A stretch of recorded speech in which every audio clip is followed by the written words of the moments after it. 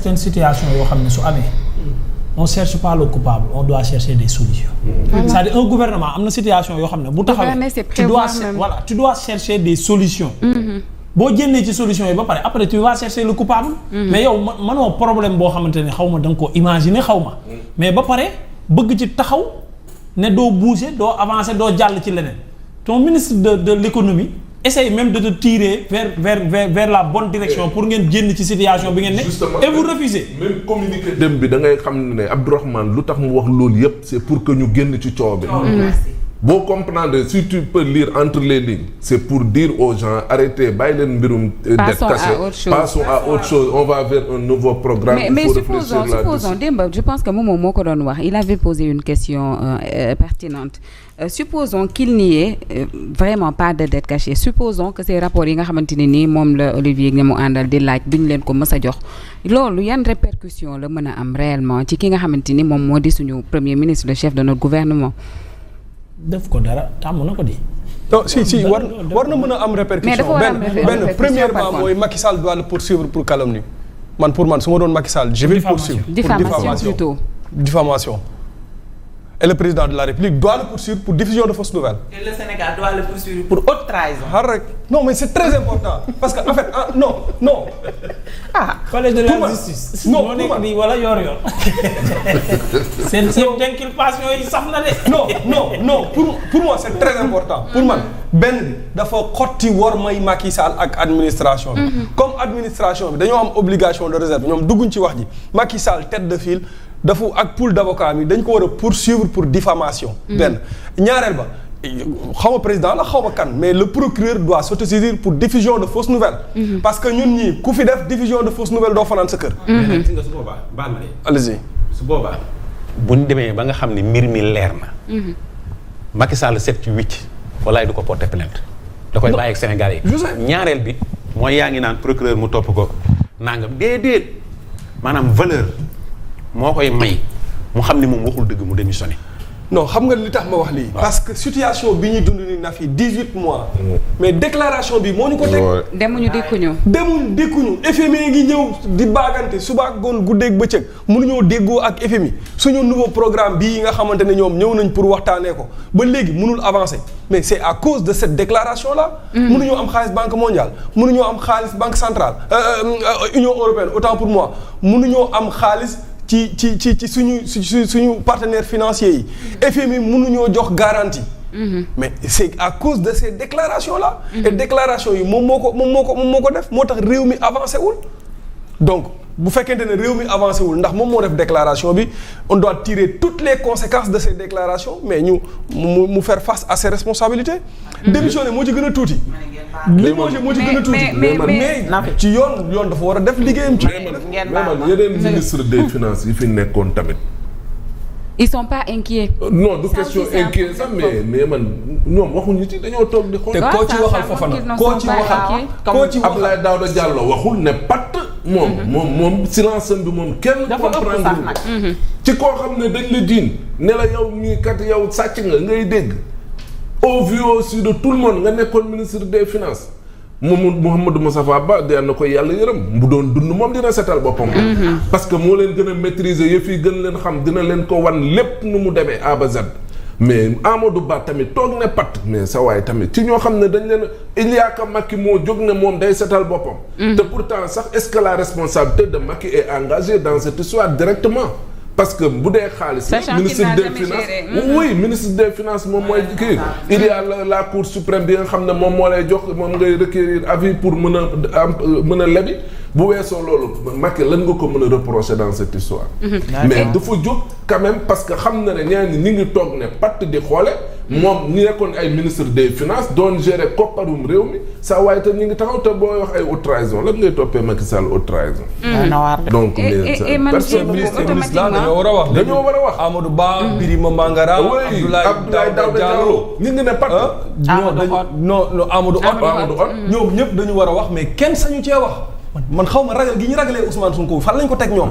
te ñu jiite Sénégal yore kopparu Sénégal on parle des finances peut-être qu'ils sont pas inquiets tout à l'heure je disais ça à Fof ils sont pas inquiets parce que peut-être que dañu jàpp ne wax yi nii ñoom dañ leen a jiin ñoom waaye lu mu wax dafa leer ñoom dañ leen a jiin kon comme dañ leen a jiin ni Macky def nii ma ne la responsabilité Macky dans cette histoire lan nga ko mën a wax.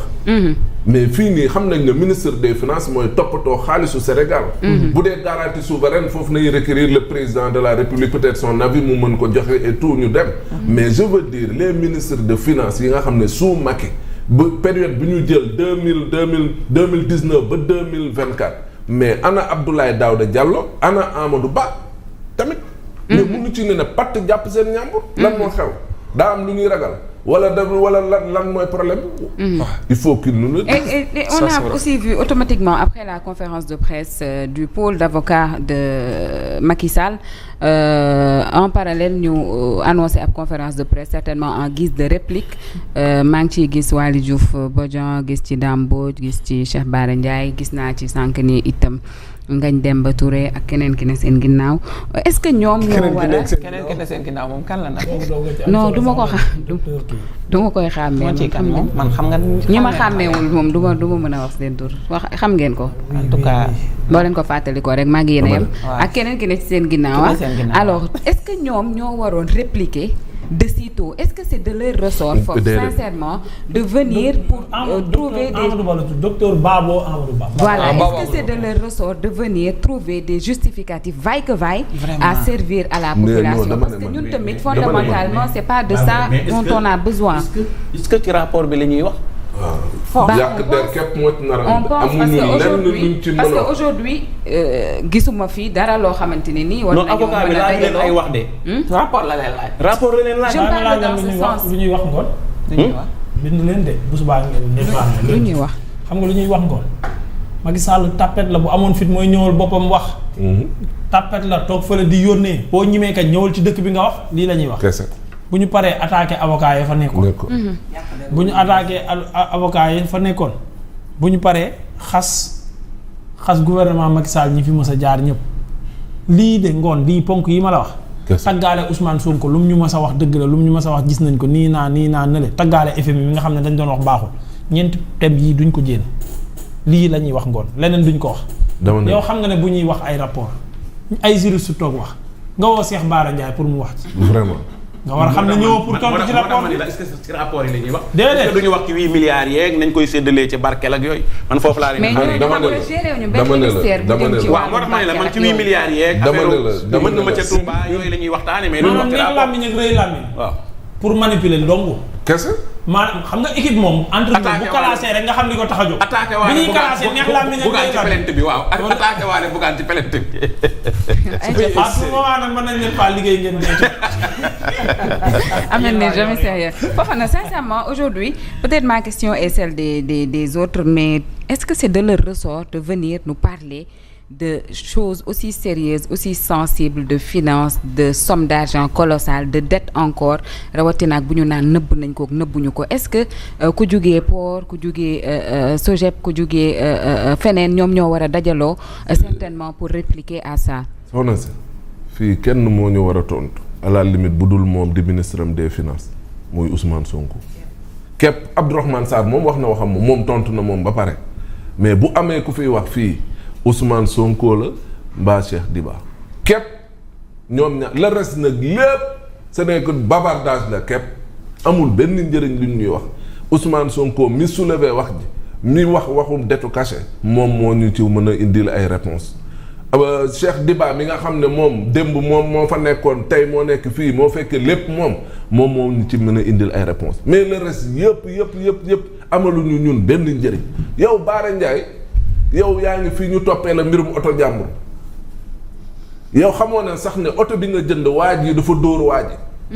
waaw kooku ku mënul ràññat ne oto bu ñu dóor ba jaay la ko yow kooku mën nga taxaw fii naan rapport gii moo baax ak rapport bële moom moo bon lii mooy rapport gi yow kii di waa ji nan la tuddee ti daam Mbodj mii ne woon équipe nationale du football ci stade ci suñu stade gii après fu mu mujj daam génnewu la communiqué ne waa juboo naag waa fédération ñoom seen mais c'est pour te dire que c'est pour amuser juste la galerie parce que il faut un contre-feu il faut ñu jéem a def diversion pour nit ñi mën a fàtte li nga xam te ne nii tey jii nii Olivier Cyr wax na ko Olivier Cyr mais sa waay fu mu toogee un avocat international nekk koo xamante ne kii sa waaye institution internationale yi moom na ñuy jëflanteel mais dafa tolloog ay ñoom ay garabu fii naan la ay. non mais tam il faut qu'on soit sérieux. maanaam démb bi ma yegsee ci hôtel bi ay tubaab ñoo ma doon wax c'est un grand avocat en France. je te jure ay tubaab. non je te jure ñoo doon di ko nuyu naan ma c'est un grand avocat en France. Olivier Sur les gens l'admirent parce que avocat la boo xamante ne nii xam-xamam. macha allah yàlla da ko may xam-xam mais ci mbirum ay jëflante surtout ay mbirum état ak état ay mbirum na la tuddati mbirum institution diggante institution kooku sa waay xam-xamam fa mu toll mais munoo ko jënd naan da nga koy jëndee ak ay garabu yoo xamante ne nii mënu la wax loo xamante ne nii lu leer la ci benn mbir. problème bi Kylian Mbappé am ak Paris moom moo nekkoon avocat Kylian Mbappé. donc c'est pour dire que li gën a am solo moom mooy ñoom def leen conférence de presse mais wax ji xam nga lan la mënul tourner lu dul ci benn point yéen rapport nañ leen laaj bu Ousmane mënul joxe rapport Cheikh Diba mënul joxe rapport ñoom nañ génn rapport ba teg ci kaw table jeex na bu ko defee wax ji jeex tam c'est facile comme bonjour et puis en parlant de dévoiler toujours on va parler du FMI mi nga xamante ni ñu ngi woon fii ci Sénégal fan yële ñu ngi ko doon wax am na ab programme bu yees boo xamante ni ñu